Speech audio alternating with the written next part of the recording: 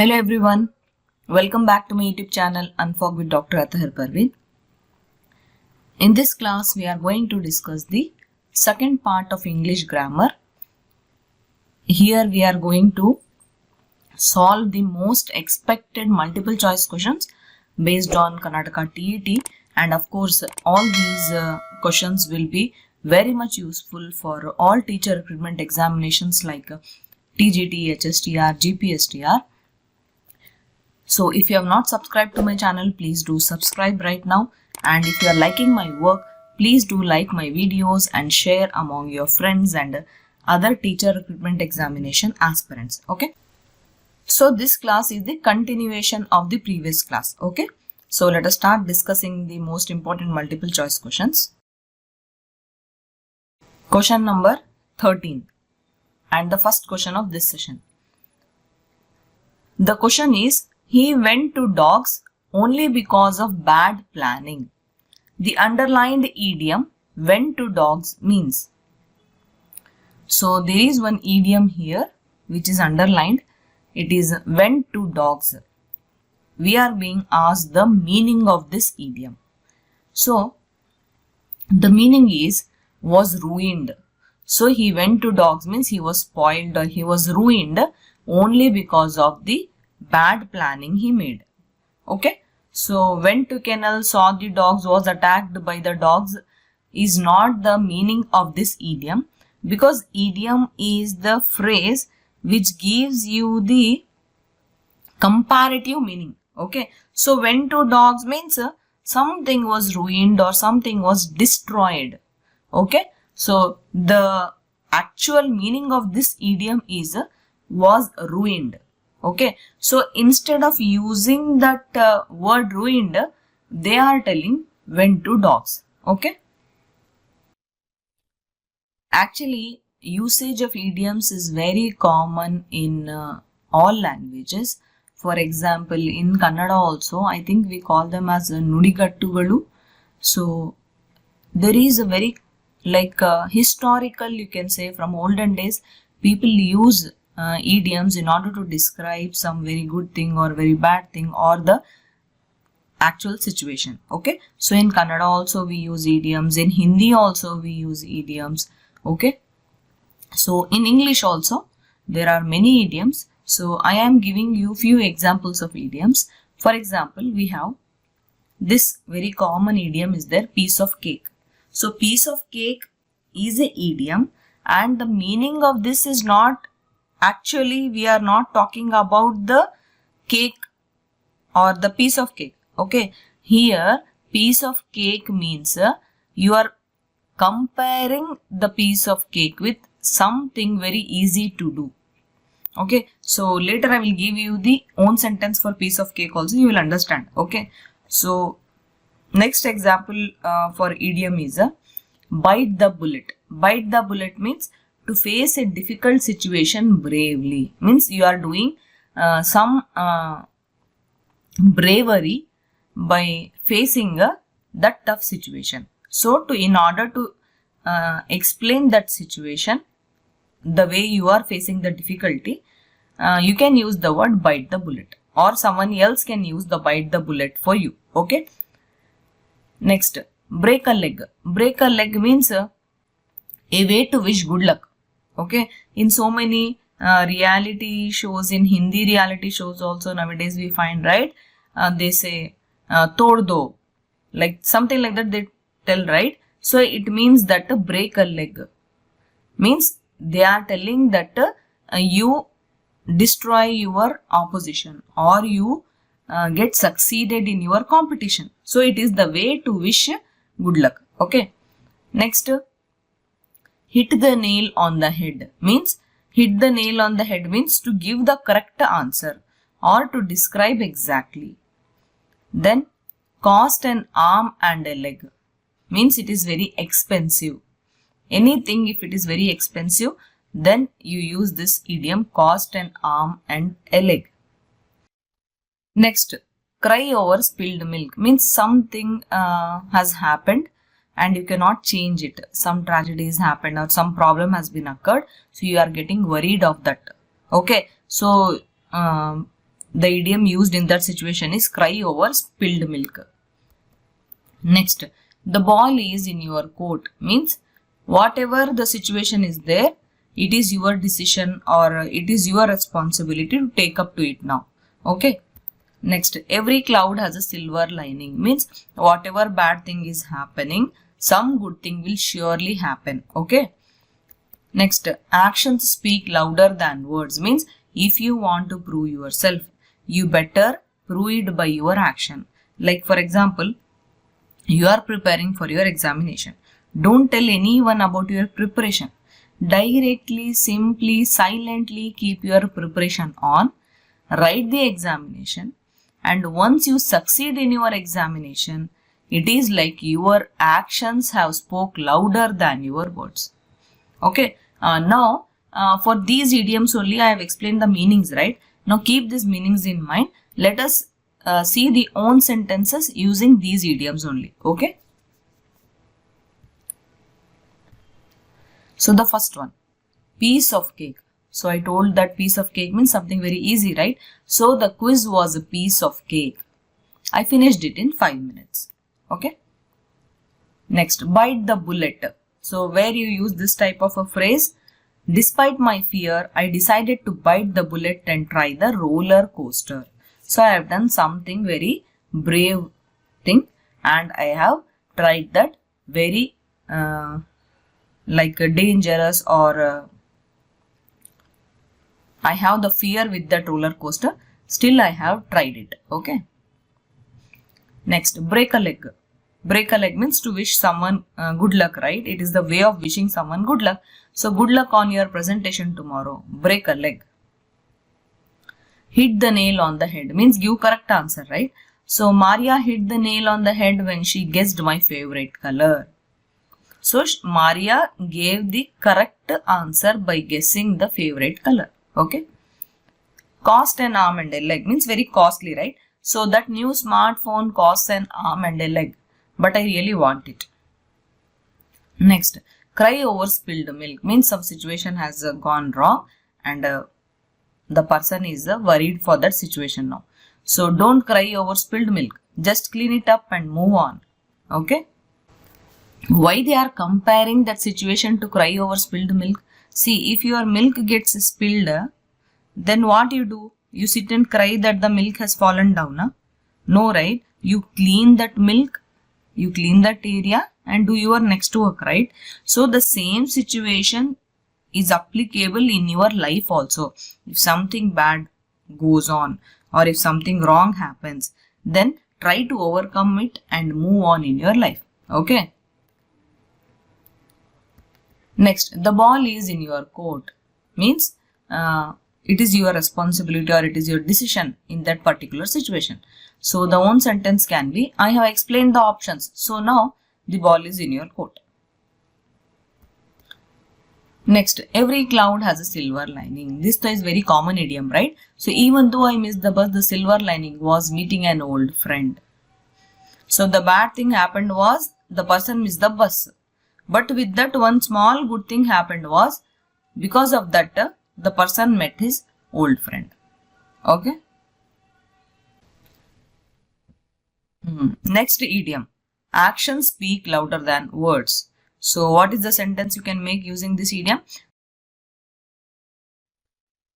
He apologized, but his actions speak louder than words, helping us fix the mess he made. So someone has made the mess of some situation, but he helped them. He helped them physically by fixing that mess which he made, and he said sorry also. Okay. So whatever the work he did for them was much more better than just saying sorry. Okay. So actions speak louder than words. Okay. So I think these idioms are enough for you to prepare for this examination. Okay. Next question. I cannot remember what I wanted to speak to you. Choose the correct preposition that fits the context. So 4 options are given: for, about, up, down. the correct preposition here comes is, see, I cannot remember what I wanted to speak to you about. So, about means, I don't know, I wanted to speak to you about something. What is that? I don't remember now. So, about is the correct preposition here. So, what is a preposition actually? Prepositions are simple words that explain where something is, when something happens, or some things are connected, or to explain anything, you need a preposition, or to make a sentence, you need a preposition usually. Okay, for example, the cat is on the table. Here, to explain that the cat is there present on the table, you are using that preposition on. Okay, so this on is the preposition which is telling us where the cat is actually present. Okay, that too related to the table. Okay, so few more examples of prepositions are in, on, under, above, between, among, beside, across, near, behind, inside, outside. Okay, so these type of words which we commonly use in making a sentence in order to show the location of that particular thing or object, we use a preposition. Okay. Next question. Victoria dressed dash her mother's instructions. Choose the compound prepositional phrase that fits the context. So without seeing options also, I know that Victoria dressed up according to her mother's instructions. This should be the correct sentence. Now if I see the options, according to is there in option 1. But if you see other 3 options also, instead of, in front of, in place of, are they applicable? Option 2, 3 and 4? No, right? See, Victoria dressed instead of her mother's instructions. That is not possible. Victoria dressed in front of her mother's instructions. That is also not possible. See, it is not written only mother. It is written mother's instructions. Okay. Mother told which dress to be worn by Victoria. Okay. So, Victoria heard to what mother told. Victoria wore only that dress which mother told to wear.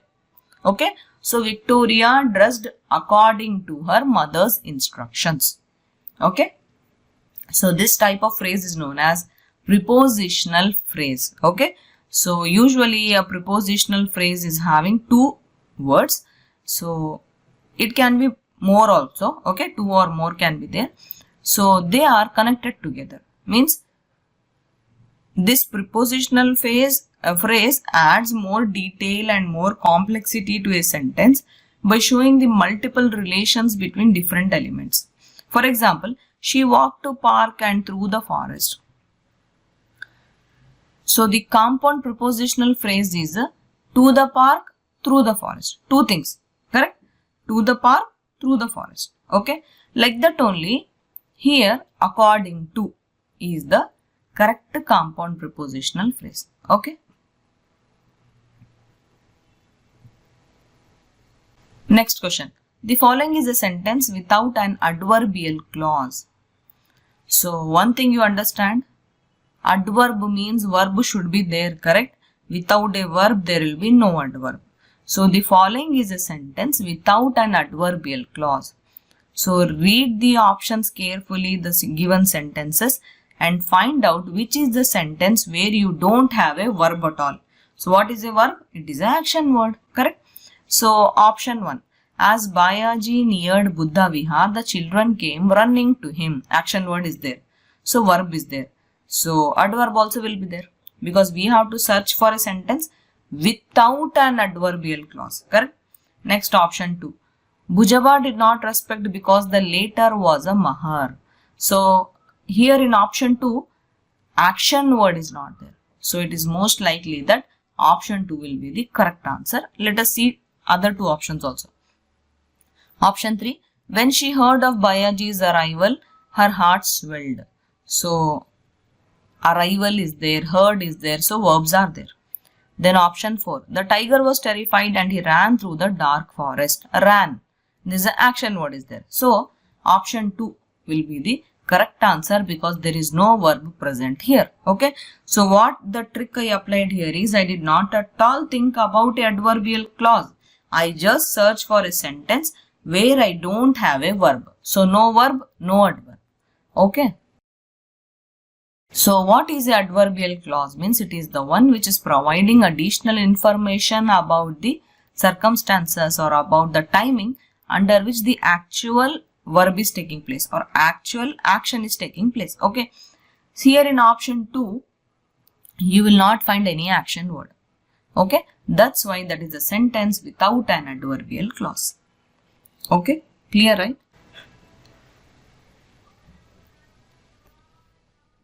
Next question.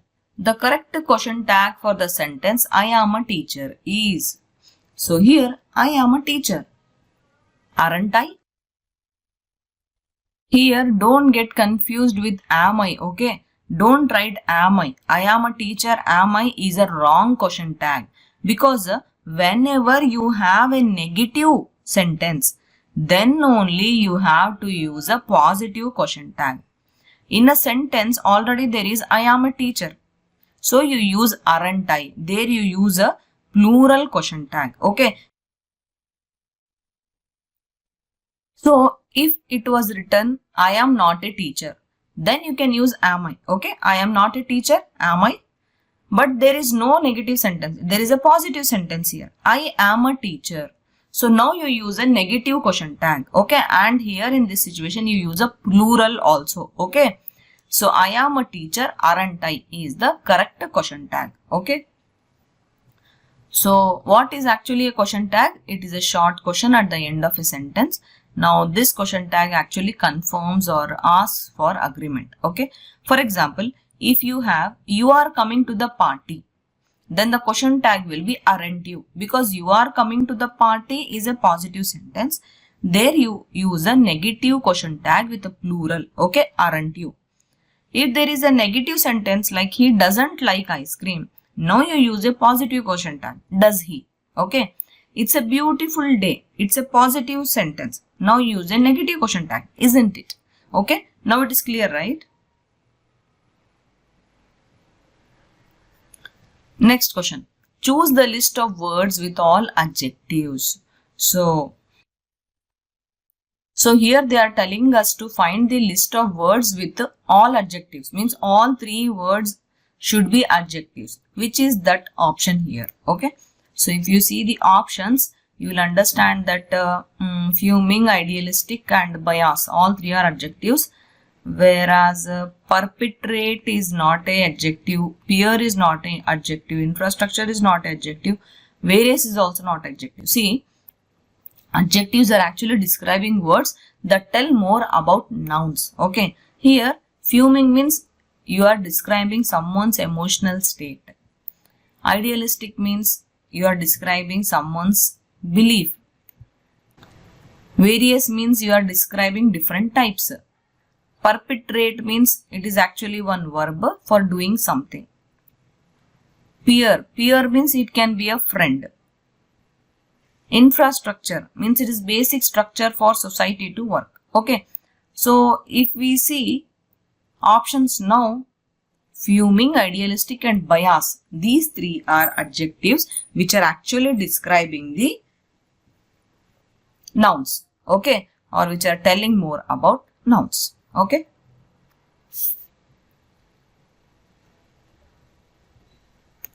Next question. Yesterday at this time, all of us dashed the cricket match. Choose the correct tense from that fits the context. So you have to choose the correct option from these 4 choices. Was watching, were watching, have been watching, watched. So yesterday at this time, all of us were watching the cricket match because it is a past tense. Yesterday is a past tense. Okay, and because all of us are plural, we are using the word were. If I was talking about one single person, then I was writing was watching about a single person. Now we are talking about plural persons, so were watching will be the correct answer. Okay.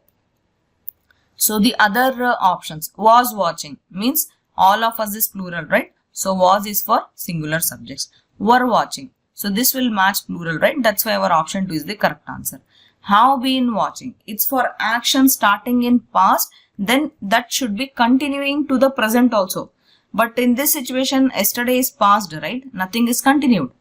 Then option 4, watched is also correct only, but it doesn't show the ongoing aspect like were watching. Okay. So yesterday at this time all of us watched the cricket match is also correct only, but that will not come under a action word, right? So it doesn't show the ongoing aspect like were watching. That's why were watching is the correct option. Okay. Next question. Choose the adjective that indicates size. So beautiful, elderly, large, famous. Which one is the size? That is a large. Okay. Actually, there are many types of adjectives. I am giving you the list of types of adjectives also now. Like we have descriptive adjectives. So this large comes under descriptive adjective. So maybe you are describing a building. There is a large building. Okay. So descriptive adjectives describe how something looks or how something feels or acts. For example, apple is there. How is that apple? Red. Child. How is the child? Happy. So these are descriptive adjectives. Next type of adjective is a quantitative adjective. Here you see the number or quantity like 3 books, lot of rain. Next is demonstrative adjective. Here you are pointing out like this car, those birds, that book. Okay. Next is a possessive adjective, means my dog, his book, his bat. Okay. It is a possessive adjective. Next is interrogative. Interrogative means question will be there every time. So which dress? Whose cat? Okay. Where? How? So that will be interactive adjective. Indefinite adjective. Indefinite adjective means we don't know the exact quantity. We don't know the exact number. So we use words like few, some, many, more. Okay. So these are indefinite adjectives. Then there is numeral adjective. Numeral adjective means you are showing the numbers or order, means first place, second place, third place, or how many friends are there. Every time only number will be there. That is numeral adjective. Next is comparative adjective, where you are comparing things. Like the cat is faster than the dog. Here cat and dog is being compared. Okay. So what is comparing it? Faster. So this is a comparative adjective. Next is superlative adjective. Here you are always showing the highest degree. So it is the tallest building. It is the biggest book. I mean biggest house. Something like that. So it is a highest degree. That is a superlative adjective. Okay. So these are the types of adjectives.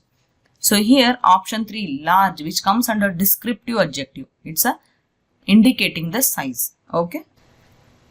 So option 3 is the correct answer here. Next question. The old man's wallet dash last month. So you have to choose the correct verb phrase that fits the context. What are the options? Has stolen, was stolen, stole, stolen. So the old man's wallet was stolen last month, because here we are talking about the past tense and the old man is a single person. That's why was stolen. Okay. So here a verb phrase is actually a bunch of words that talks about an action. It's actually made up of main verb and helper words. So what is the main verb here? Stolen. Helper words is was here. Okay. Few more examples. Is playing, has eaten, will go. Okay. So these are verb phrases.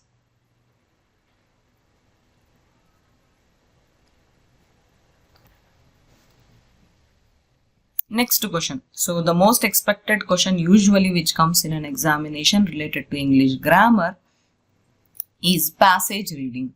So I have a passage here which I have written in purple, and we have 3 questions followed by that passage. The questions are in blue color. Okay. So this type of passage reading, one very important tip which I want to give you is, before reading the passage, have a rough idea about the questions which are being asked. Okay. Like question number 22 to 24. just to have an idea about what are the questions. See the question roughly.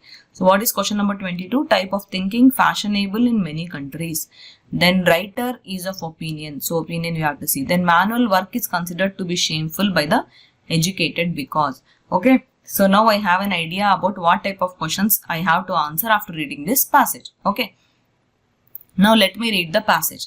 In many modern countries, it has for some time been fashionable to think that by free education for all, whether rich or poor, clever or stupid, one can solve all the problems of society and build a perfect nation.